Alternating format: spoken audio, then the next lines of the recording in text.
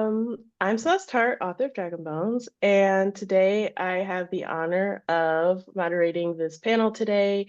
We're going to be talking about tips and tricks to editing for yourself, which is something that a lot of beginning authors struggle with.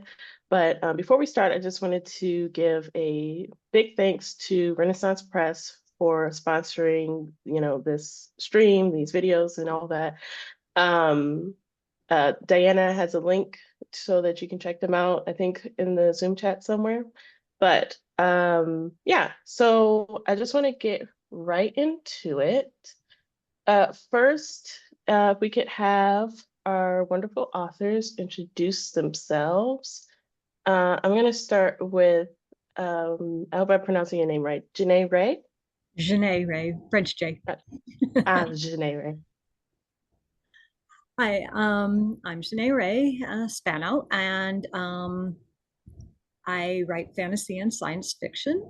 I have published some self-published a few short pieces, novelette, novella length for a series that I'm doing, and I'm currently working on a much longer fantasy and a science fiction series that'll be full length stuff. So lots of fun. That sounds exciting. I'm sorry, can everybody also provide their pronouns, please? She and her. Okay. Marie Blanchett? Yes, it's Marie Blanchette because I'm French. But it's fine, you can pronounce it however you want. I'm a graphic designer in my day job. I also write novels, I write comics, I draw comics, I make illustrations, I do everything. I'm self-published. I have two novels out in both French and English because I also translate my own work. So, and I've got a webcomic that I've been working on for some years. And I do short stories. So that's pretty much everything that I do. Incroyable. That's awesome. Oh, and your pronouns? Oh, sorry, she, her. Great. Alexandra? Hi, I'm Alex, she, her. I write fantasy stories of adventure and mystery, pretty much any kind of fantasy. I released my debut novel, The Wounds of Wisdom, which is a romantic fantasy with some court intrigue last year, and I am currently being beaten to death by the sequel. I know how that feels. And I also sometimes write TTRPGs. Which is awesome. Chelsea. Hello, I am Chelsea, better known as CM Lockhart on the internet. I go by she, her pronouns, and I am the author of Black fantasy books. So I write books about Black girls who aren't all that nice. I currently have 2 books out. We Are the Origin and We Are Dying Gods, and I'm currently working on the first book of a new duology about necromancers. And I have a YouTube channel, a podcast where I interview authors, and yeah, that's kind of my thing. Glad to be here. Awesome. Check Glad out to all have those you. things now.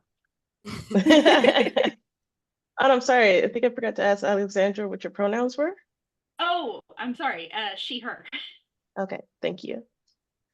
All right, so let's get into the questions. I'm really excited for this because self-editing is something that I'm always working on. Like, it's just like, it's what you got to do, especially I think a lot of you are indie published and you know that it's really important.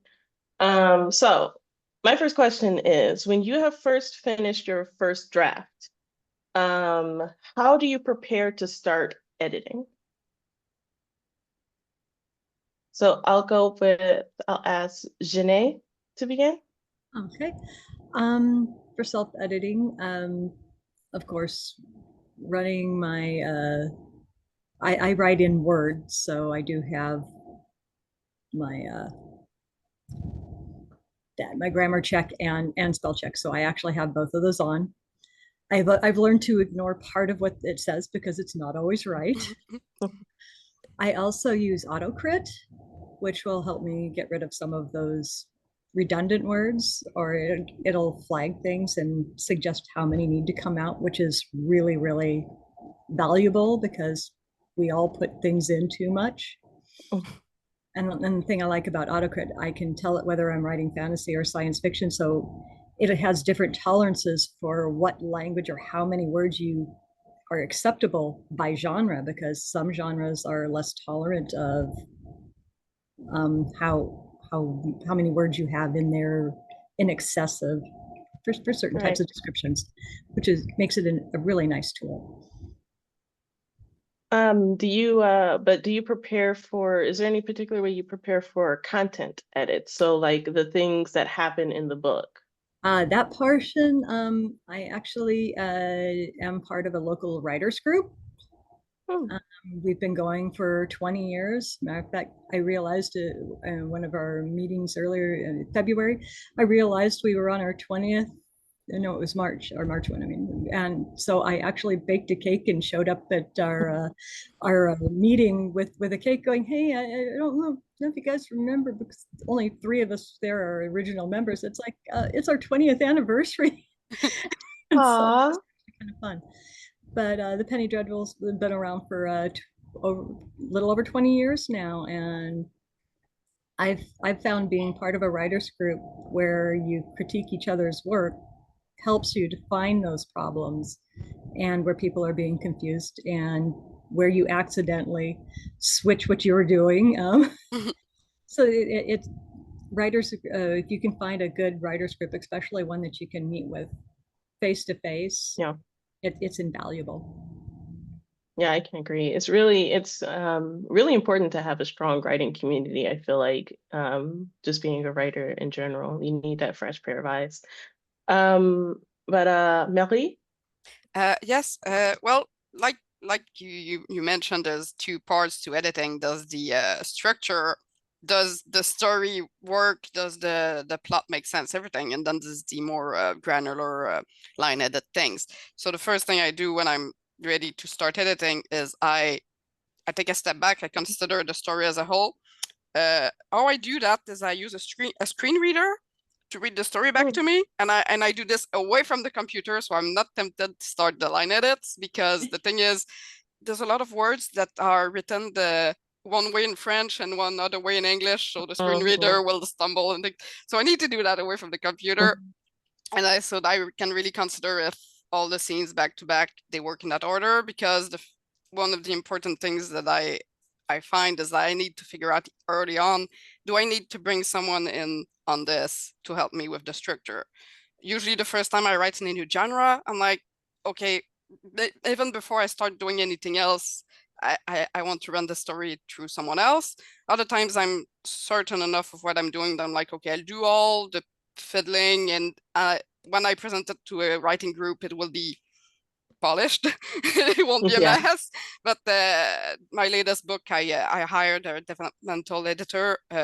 I wasn't even finished writing out the draft. The last part of the book was bullet points, but she really helped me out, because I knew right away that there's something not working and I cannot tell what it is. So that's one of the really important things that I like to do.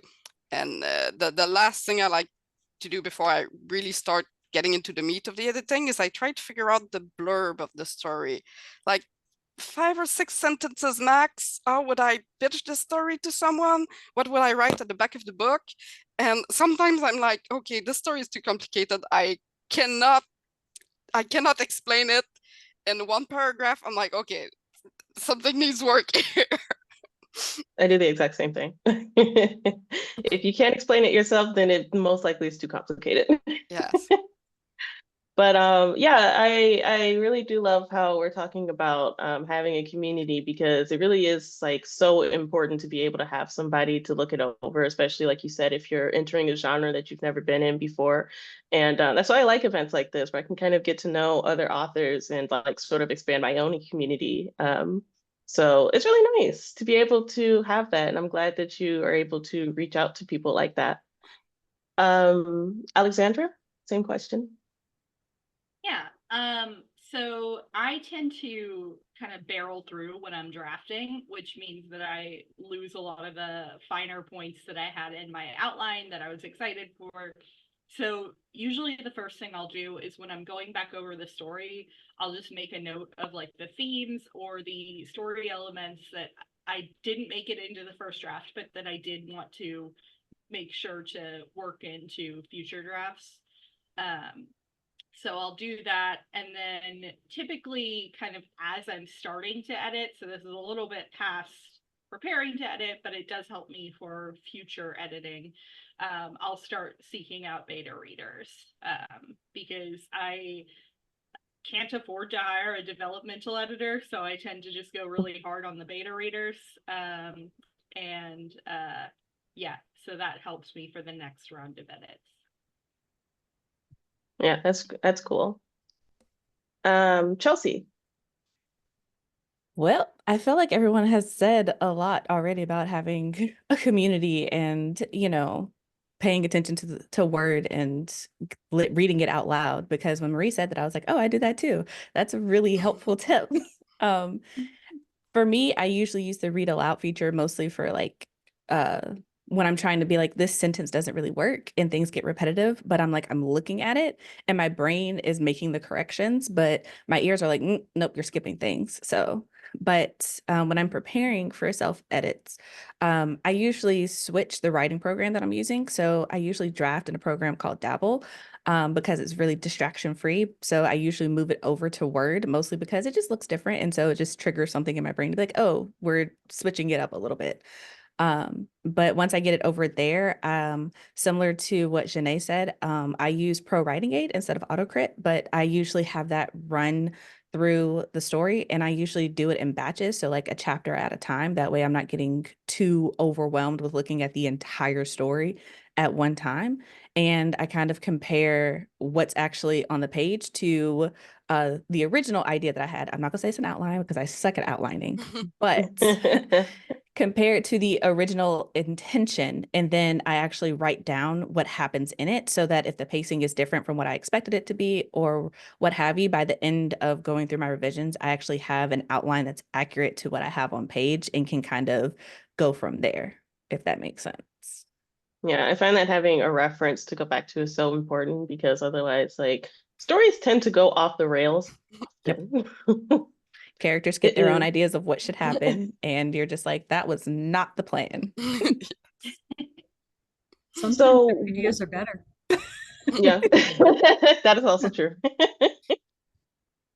So my next question is, what is a telltale sign, like something that stands out to you immediately that says this absolutely has to be cut? Like, what are the signs that this is like either a scene or a character or an element that has to go?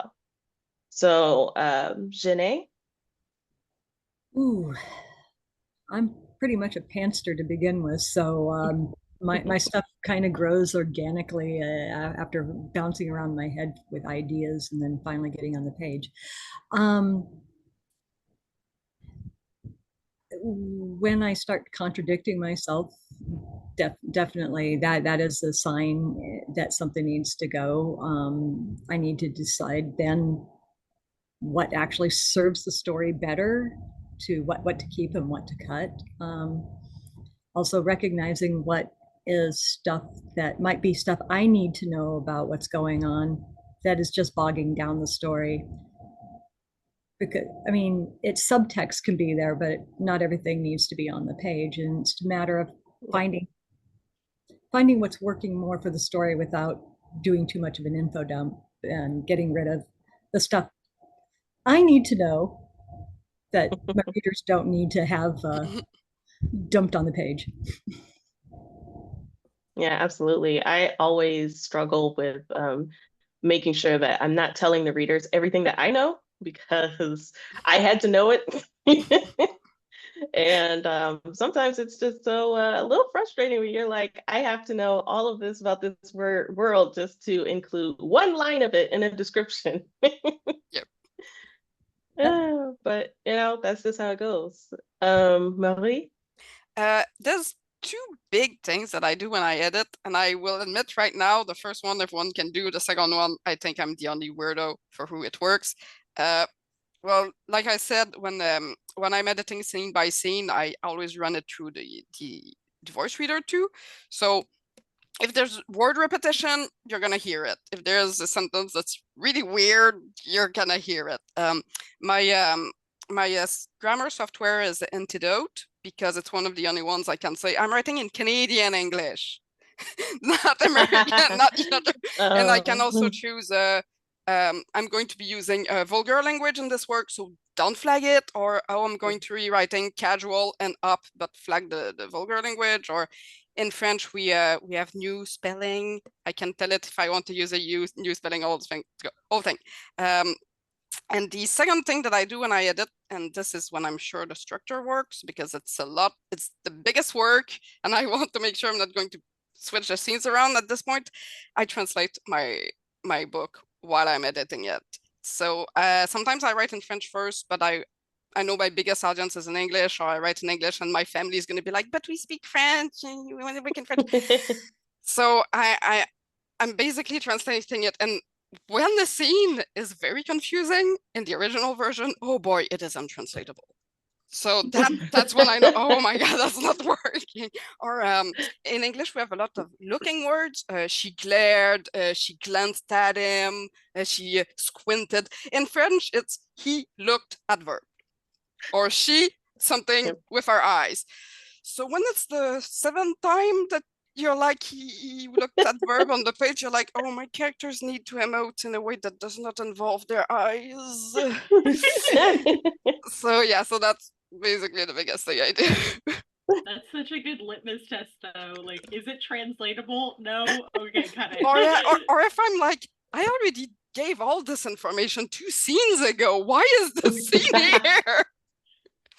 But that is very interesting, the idea that translating something and having to look at it from 2 different viewpoints and 2 different languages kind of helps you to analyze it in 2 different ways. And I think that's really interesting. Well, it's the same trick as changing the font or changing the software or listening to it. It's all, you need to step back and hear it from another way. Yep. Alexandra? Yeah. Sorry, my brain just completely blanked. Yeah, that's fine. Like how you know when something has to go. Right. Yeah, so I think the main thing that helps me, again, like pre-beta readers, because that's the biggest help, is having somebody go, this doesn't really do anything in the story. And I'm like, oh, you're right. But the main thing that helps me when I'm editing is to, now that I've finished the draft, I can look at the big picture.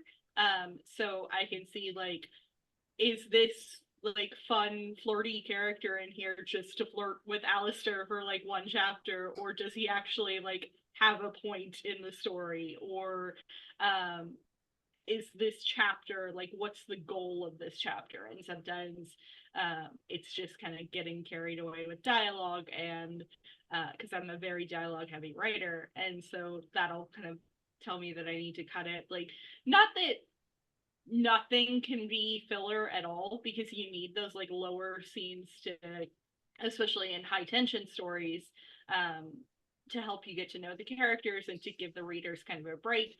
But it helps me to basically say, like, is this serving the story if I'm looking at the bigger picture? And then, like a few people have mentioned, just I cut a lot of info dumping that I didn't mind including in the first draft because it helped me with world building. But obviously, the reader doesn't need all of that. Right. Chelsea. Okay. For me, I'd have to say that my take is a lot more subjective, I guess. Mostly because once I have everything set up and I start reading through it, I kind of just pay attention to the points where I'm like, I start to drift naturally. And it's not because, oh, I've read this 300 times and I've already like fine-tuned it. It's just like, this is my first time reading it and my mind is already thinking about what's coming up next. It's like, does this part really need to be here if my brain is drifting? Because if I wrote it and I think I'm the most interesting person in the world, then someone who doesn't know me isn't going to really be into this. So I kind of pay attention to those parts. And then I also pay attention to like the second half of that where I'm like, oh, I'm really just waiting to get to this thing. And if I'm there, I'm like, do I really need all this extra stuff that I'm adding? Is this adding to the story or is this just me, like we all said, info dumping and sharing information because I think it's really cool and it helps build up the world. But it's like, do you really want to read it at this juncture in the story? Or do you just want to get to the resolution of whatever problem was introduced or finish this conversation or et cetera, et cetera? So paying attention to that and then also kind of asking myself, what does this do for the story? And if I cut this out, like if I cut out this section, this chapter, this scene, would the story still be able to go on as it already was? Because if the answer is yes, then it's not doing anything for the story. It's not adding any context. It's not adding fun. It's not adding, any world building. Then it's just like that can go. But if I'm like, this does add something, but it's not really doing what I want it to do, then it's just like, okay, this needs to stay. It just needs to be reworked into something that's more usable, interesting, readable, if that makes sense. Yeah, definitely. You definitely have to be your first audience, I think. Like, you have to make sure that this is something that you want to read because and I feel like it also makes it easier to edit because you like it, like you genuinely enjoy it. And if you're not enjoying it, you kind of have to start figuring that out, like what's going Exactly. wrong. Because you have to read your book more than anybody else. And if you're like, Yeah. I don't want to read it, Mm. you're doing something wrong. Something's not right. Yeah. So I want to inverse the question. So like, what are you looking for in a finished product? Like that makes you say, this looks good. Like, what are you looking for to say that that the story has reached the level of quote unquote perfection that you're looking for? So I'll start with Janae. Ooh, I think that's always the hardest one for all of us because I think it really just comes down to the fact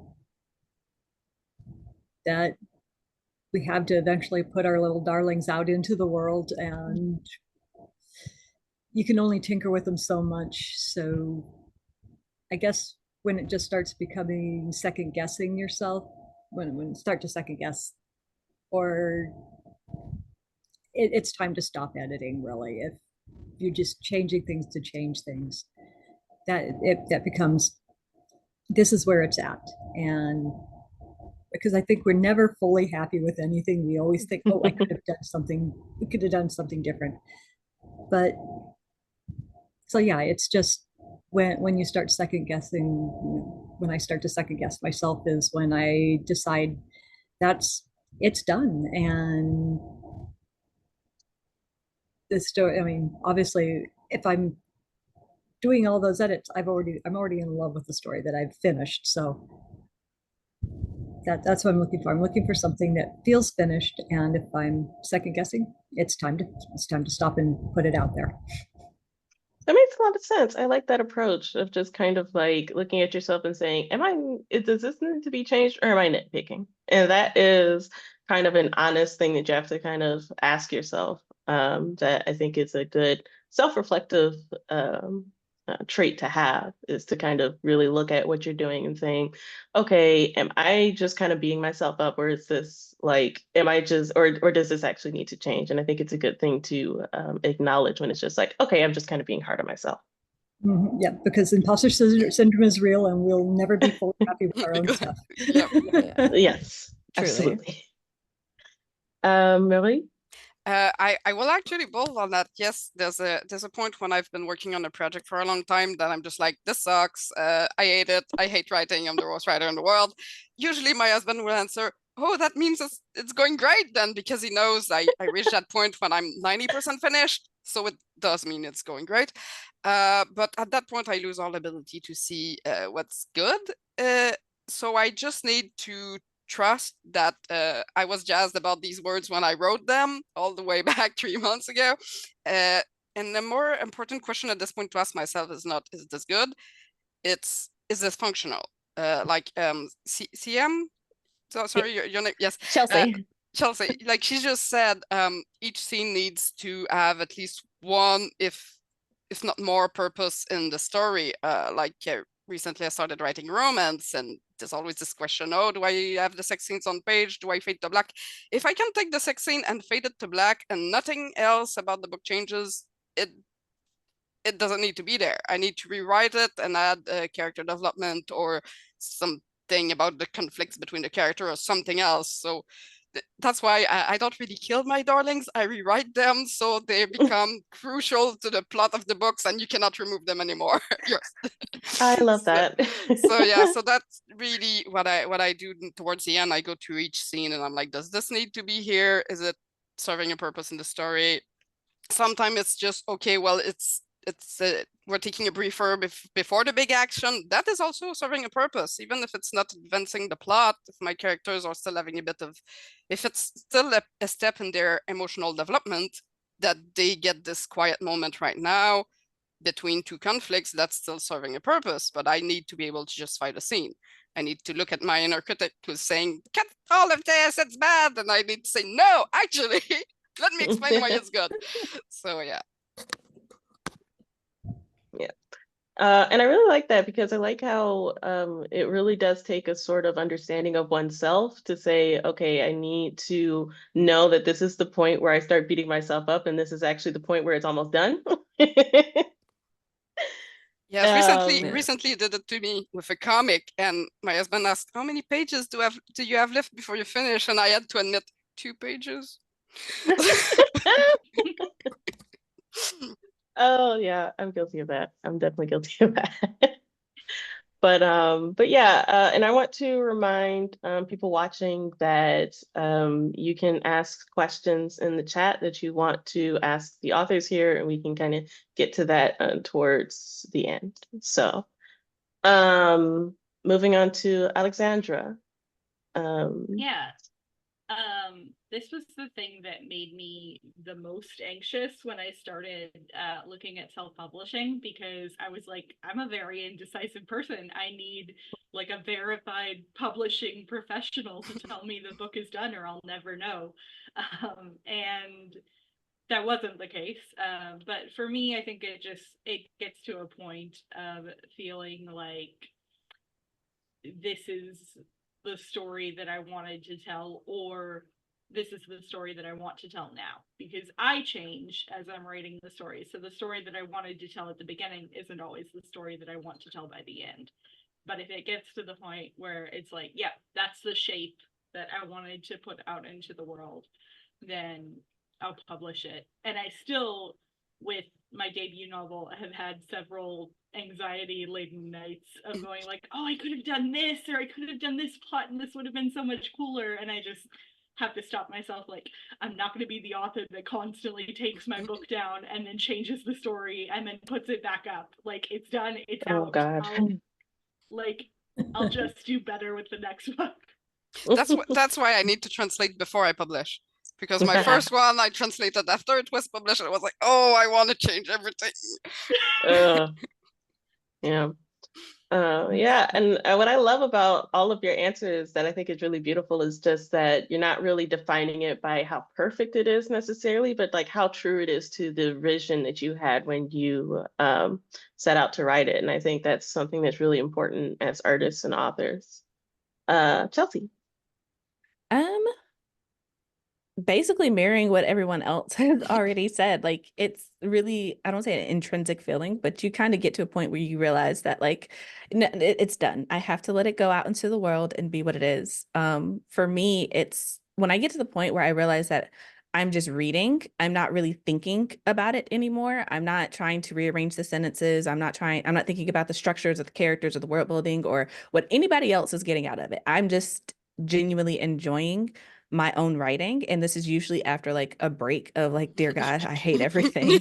Right. But after a break, I come back to it and I'm like, oh, like I'm just reading it and I look up and I'm like, oh, I'm 10 pages into this. I was supposed to be paying attention and seeing if I needed to make any final changes. When I get to that point, I'm like, okay, I'm done. Like this is it. This is where it needs to be because I'm enjoying it. And I wrote it for me first and foremost, because writing is inherently a very selfish thing, right? I want to tell you about my imaginary friends.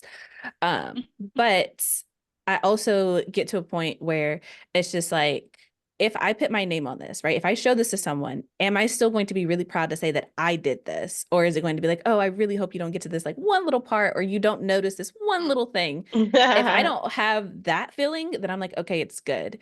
It's good. This is me. This is mine. I'll show it. I'll shout it to the winds. I'll put it on my bookshelf. I'll be like, yeah, I'm an author. I did this. And as long as I have that feeling where I'm not like embarrassed or like ashamed to be like, oh yeah, I write books. Like, but you know, don't look at this one over here. Look at this shiny new thing. Then I'm like, okay, it's done. I'm like, yes, these are all of my children. They're all fantastic and wonderful and successful. Some more than others, but they're all great. you know? That's awesome. I love that. I love the self-love. Yeah. Gotta be happy with it at the end of the day. Yeah, and just to remind like the chat, I'm very used to streamer talk, so forgive me, but anybody in the chat that wants to ask any questions to the authors, feel free to do so. I'm just going to go ahead with some extra prepared questions that I have until we get somebody to ask another question. So this is kind of related to which a lot of you has kind of touched on about sort of having to pick yourself up and say, okay, I gotta let this go. This story is done. I think a lot of authors really feel discouraged during the editing process because of how intimidating it can be to look at everything that you just finished writing and say like, this is not as good as I wanted it to be. And the one whose job it is to fix that is me. So what do you do to face that potentially intimidating aspect? It may not be intimidating to you, but what do you do to keep motivated throughout the editing process? I'll start with Janae. To keep motivated, well, for one, I will actually put it aside for a little bit anyway before I go back to it, especially if I'm not sure about it. Because when you're too close to it, you don't really notice the things. And sometimes I'll even go from on a screen to fully in print. I will actually find someplace to actually print it out onto paper, because reading on a screen, you actually skim more anyway, and reading on paper, you pay better attention, and then you can make notes to yourself in the margin, which is a lot easier on paper than in a program, even though you can. So I just like to step back from a little bit and then get it into actual print in front of me, so I can really go through it a little more traditionally, and that helps me to figure out where things really aren't working a little better. And do you feel like that motivates you? It does, because having something physical, it's also easier for me to carry it around to do.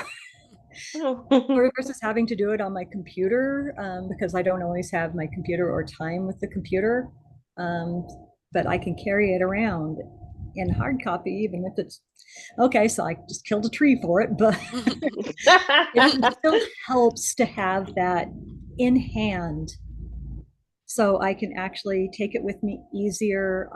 So if I'm at work, because I'm also a massage therapist, if I'm busy at work, I can't necessarily have my computer there, but in between things, I can have my paper there, and that makes it easier for me to go through it. And the ease of being able to go through it actually is more of a motivator than having to find time to get on my computer. Also less distracting for my ADHD brain. Yeah, I was just gonna say, remove that resistance to start. I forget what the actual term is, but like whatever is hindering you from actually beginning. Yeah. There you go. Basically, ADHD brains will do that. If it becomes difficult, our brains just will go no, and you can't override it. It'll just go no. It's like, but we want it no. but I want to know. Yeah, that's a nice idea. To make it easier to approach can be definitely motivating. I also think that, like, having something to hold and actually physically touch what you've written is kind of nice. Mhm. Marie? Well, one of the things that my HDD brains does is that I actually rotate projects a lot. So I'll be working on editing a book, but then I will procrastinate that by writing another book, but then I will procrastinate that by working on my webcomic, but then I will procrastinate it by editing my first book. So I'm always doing something, even if my brain is jamming on one project and can switch to the next. But I'm also the #1 fan of my books. I'm a one-woman fandom, so I've got the cover of my book already drawn and illustrated and ready to go. I've built the characters of my book in The Sims. I've got the mood boards. I've got playlists for each of my books. I make playlists of music that I don't usually listen to otherwise. So one of my books, it's jazz music. So every time I hear jazz music on the radio, I'm like, oh, that's right. It reminds me of these characters. Man, I love these guys. What's going on with them? Oh, I still need to edit them. Right. So I will always be reminded of my books, and I will always be able to come back with a lot of creative juice because I'm procrastinating something else. That's one of the things I do. I actually do a lot of the same thing. I'm also an artist, and I do love having a nice, fun, new distraction to have so that when you come back to your project, it's new again. Yeah, exactly. It always helps. Always helps. Always helps. And I do like the approach of just kind of surrounding yourself by everything that reminds you of your work and everything that reminds you to be inspired by it. So by different art and mediums, I think that's really cool. Alexandra. So there are two things.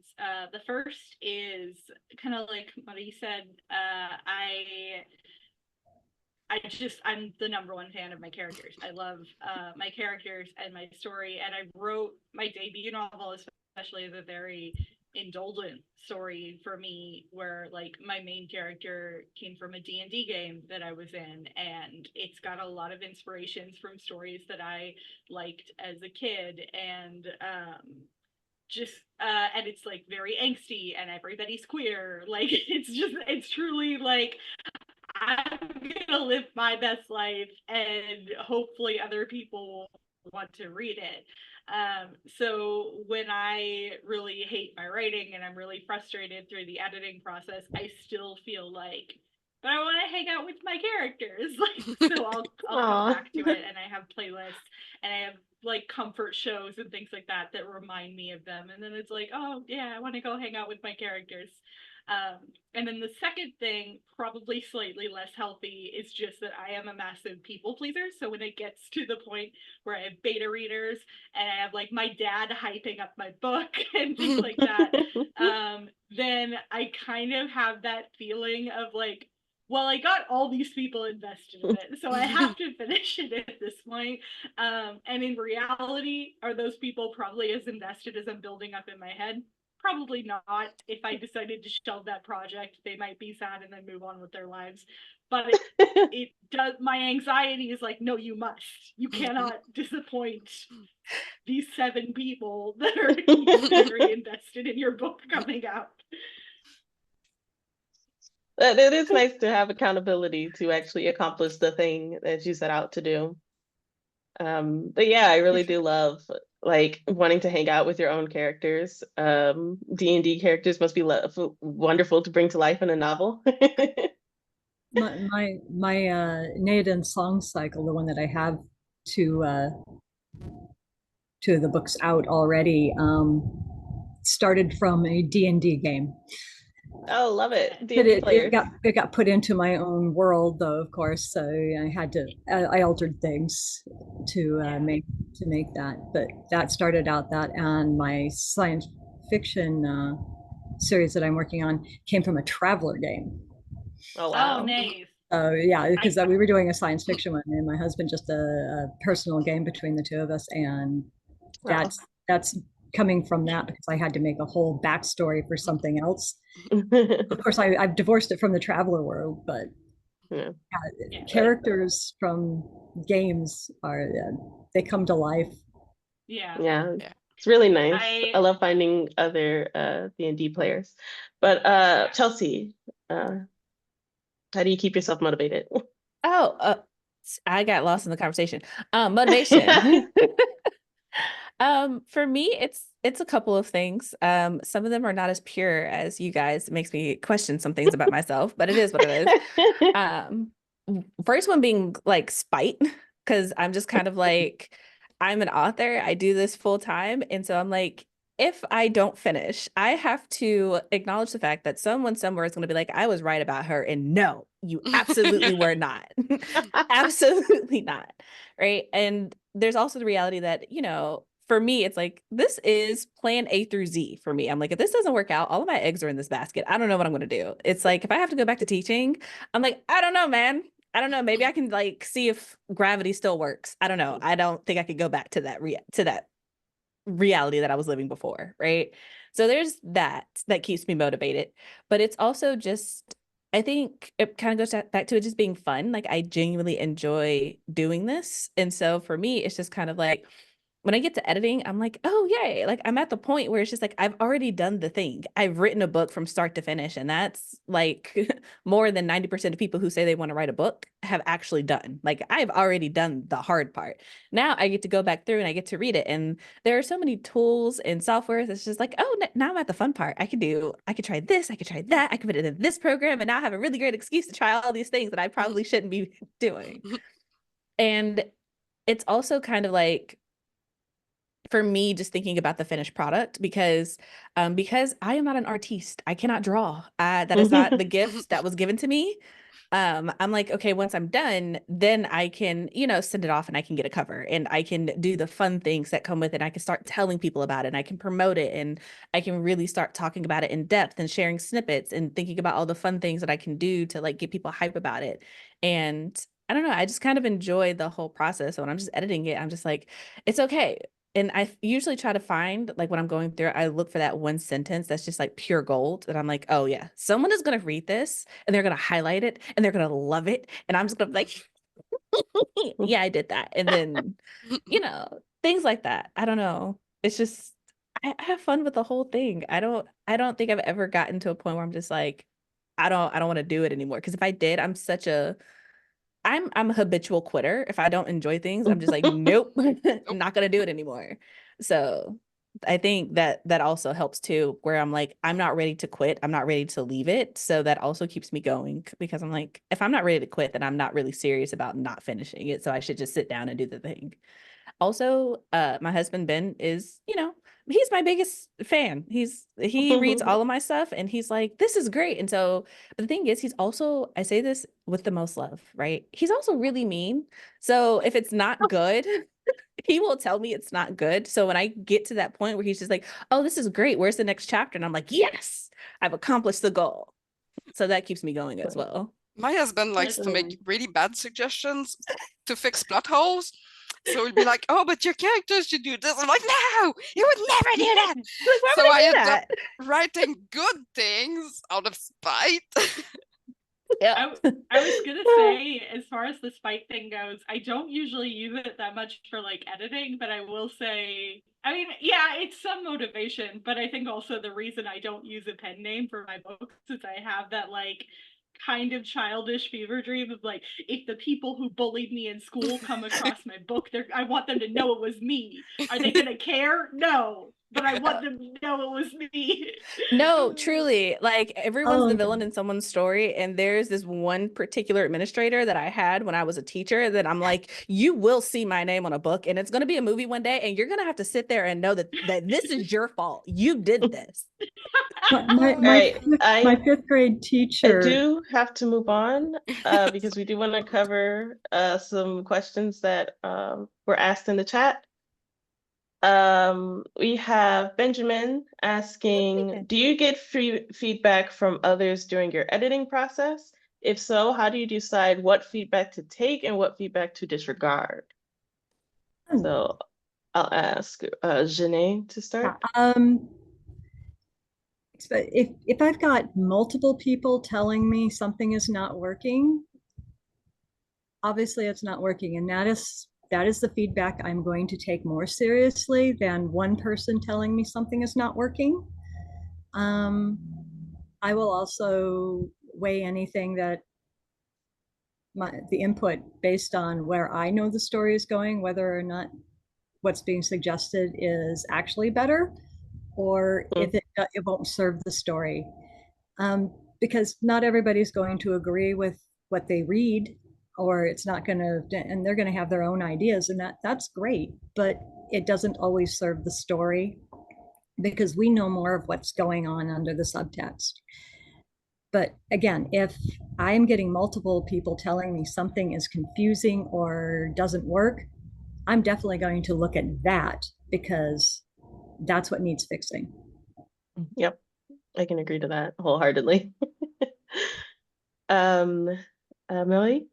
Well, one of the things that I think it was very important for me to learn, but I actually learned in my graphic design career, is whether to tell if somebody is telling me, oh, this thing doesn't work, am I annoyed because actually it does work and they don't know what they're talking about? Or am I annoyed because I knew it subconsciously and I didn't want to admit it, and now somebody said it to my face? And I'm like, so that's one thing that I need to, when I'm working, usually on my books, I have a very few people that give me feedbacks, but they're either other writers or they're an editor, or there are people that I know are also professional. They're not like my husband who has bad ideas. So so usually I'll be able to tell just by my own emotional reaction if they're right or if they're wrong, because the things I'm gonna be like the most about are usually things that subconsciously I know they're right, but I'm just annoyed because that's gonna be a lot of work to fix. Or if I'm just like, no, like if I just have not a lot of emotional reaction, I'm just like, what are you talking about? This part is fine, it's working fine. Then I know that, okay, I need to go with my own, maybe it's just that the thematic elements that are on purpose are not clear enough, or that Yeah. this character's voice isn't coming across clear enough. So I know there's still a problem because they flagged it, but it's not necessarily something that I need to remove. It's more like something that I need to emphasize more or something like that. Yeah, that makes sense. You say, well, the feedback doesn't sound like my husband, so. Alexandra. So I think I'm pretty good at noticing if the feedback kind of aligns with the story that I'm going for, not to have the pretentious artist side of like, well, they just don't get it, but like sometimes they don't get it. And so one example is, I know I had a beta reader who was reading through Wounds, and she kept flagging things that Celine was thinking and going like, well, why would she assume that? She has no reason realistically to assume that. And I remember thinking like, ma'am, have you ever had anxiety in your life? And I knew that the anxiety did come through because I had other beta readers that were like, oh, I really like the way you're portraying her anxiety. So it's like, this isn't a thing where I'm just not portraying it. It's that this person doesn't relate to it and isn't picking up on that's what's going on.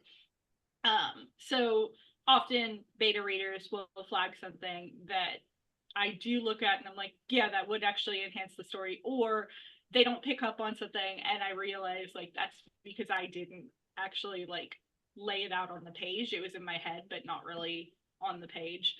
But it's just kind of a matter of looking at it and being like, do they understand what's going on? And is their lack of understanding due to me not giving them the information or due to them just not connecting with that personally? Yeah, it makes sense. Sometimes like you are writing to certain people with certain experiences, and it's okay if other people don't necessarily understand or understand as well. Like as long as you know who you're writing for and why you're writing it for those people, it can be helpful to kind of say, okay, this is the kind of feedback that I'm looking for because these people resonate with it. Chelsea. Okay. So for me, I think I kind of have to address it the way I think about it, because for me, feedback, I usually have like 3 stages of it. And I have like the first stage, which is like my husband, who is, like I said, he's really mean, but he loves me. And so he's very honest. And so we also have very, very similar tastes in like stories and storytellings. And we appreciate kind of the same mechanics because even though he doesn't write, he reads way more than I do. So when he reads it and he gives me feedback, it's usually like either it works or it doesn't. He doesn't necessarily come with solutions, but he will be like, this is doing what you think it does, or it's not. So that's kind of like the first stage of feedback for me. And I usually take that pretty much all the time. The only times that I'm not, it's like, I'm like, this is a particular female thing and you don't get it because you're a dude, but I promise you this does what it needs to do, right? This part isn't for you. The second part of feedback that I take is for my small group of people that I basically call my hype men. And they just love me. They love my writing. I can write a grocery list and they're like, oh my God, this is the greatest thing ever. Like, I don't know why publishers haven't picked this up yet. And basically that feedback, if they tell me that something is wrong, then I'm like, okay, I need to take this to heart because they love everything that I do. So if this isn't it, this ain't it. I need to go and I need to fix it. Again, that's something that I also take to heart. And then I have my friends who are also they're the people that I'll say that I respect in the craft. Like they're writing their own books and they're doing their own things. And it's just like, oh my God, they're friends with me. What? How lucky am I? So when they read the book and they give me feedback, that's kind of where I start getting like, okay, is this a actually this is wrong thing, or is this you have your own style, your own writing, your own way that you process things and tell stories, and this is just a clash of creative difference? That is when I started getting like, love you but no, right? Because it is everyone, as it's been mentioned, like everyone's not always right unless it's something where it's just like I was confused or I didn't get it or this isn't coming through. Then it's just kind of like, okay, appreciate you, thank you for reading it, but also I'm not changing that. Especially for me, since I write books about Black girls who aren't all that nice, I intentionally try to write characters where it's just like, you may or may not like this character. If you do, great. If you don't, also wonderful. She's still doing what she's supposed to be doing. The only thing that I kind of take for like absolute like law, I guess, when it comes to feedback is when I have beta readers, one of the things that I always ask everyone who reads the book, because I usually send like a little 4-question questionnaire with it. One of the questions that I always ask is there any point where you just wanted to stop reading the book? And if it's yes, I always go back. I don't care who it is. I don't care why. It's just like I go back and I'm like, okay, what about this point made you be like, I'm not invested in this book. I'm not invested in this series, this character, this world. I don't care anymore, right? That's usually a pacing thing for me. And I know I struggle with that. So it's just like, I need to go back and I need to look at it. And I never, no matter who it is, I never skip over that particular piece of feedback. I think that's a good rule to go by. As we're coming to the end of our time here, I just want to ask everybody for where you can be found online, like social medias, websites, and anything like that. Janae? I do have a author page on Facebook, and I am on Blue Sky, although I got to get back on there. Haven't been on there in a while. So that's pretty much where I am at this point. So, Do you have a website? no, I do not have a website. I've got to get one. Okay. Marie? Yes, I have a website, blanchettemery.com. You may want to add the /en for English, or you'll get the French website. I also have a Blue Sky. All my social media should be at the bottom of our website, except my portfolio on Cara, which is an art site. I think I'm Blam Mary or something like that. Just look for Mary Blanchette, you'll find me. All right, awesome. Alexandra?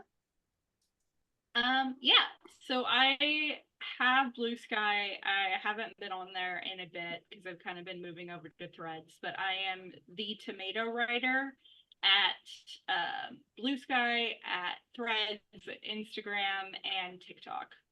That's primarily where you can find me on social media. And then I have a newsletter that also kind of functions as like a blog / website that is alexandra-roma.ck.page. I think Diana linked it earlier at the check out our panelists thing in the chat. So yeah, that's generally where you can find me online. Chelsea? So again, my name is Chelsea, known as CM Lockhart on the interwebs, and you can find me on mostly Twitter and TikTok at C Lockhart Write, WRITE, as well as Instagram and Threads, although I don't really hang out over there as much as I probably should. And yeah, anywhere on the socials, you can find me at that username. I also have a website, cmlockhart.com, that'll take you to where you can purchase my books. I also have writteninmelanin.com. So if you're interested in supporting what I do to support Black authors, get into it. I also have a YouTube channel called Written in Melanin where I interview authors. There's a podcast by that same name.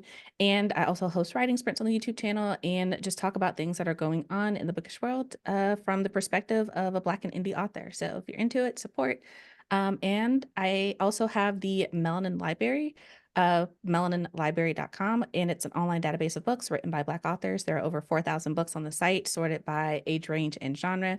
So you can get into it if you're looking to diversify your bookshelf. It's a free resource for anyone to use. So yeah, that's where I'm at. Awesome.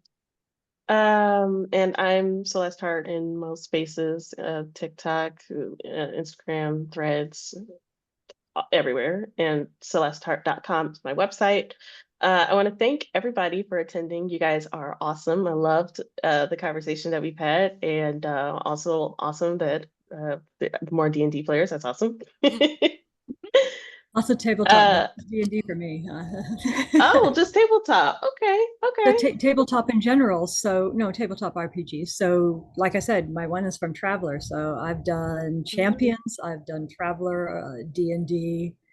Yeah. Oh, okay. Good wide selection of RPGs. That's fun. Yeah. This panel was part of Storycrafting Sessions Editing, a virtual conference hosted by the Weeknight Writers Group in partnership with Renaissance Press. The Weeknight Writers Group is a social enterprise dedicated to providing affordable and accessible virtual events and other supports for fiction writers. You can find out more about us at businessforauthors.com/weeknight-writers. Renaissance Press is a small Canadian publisher dedicated to uplifting diverse voices, and you can find out more about them at pressesrenaissancepress.ca. Thank you so much for watching this panel. We hope you'll check out the other panels on our channel and give both Weeknight Writers and Renaissance Press a visit.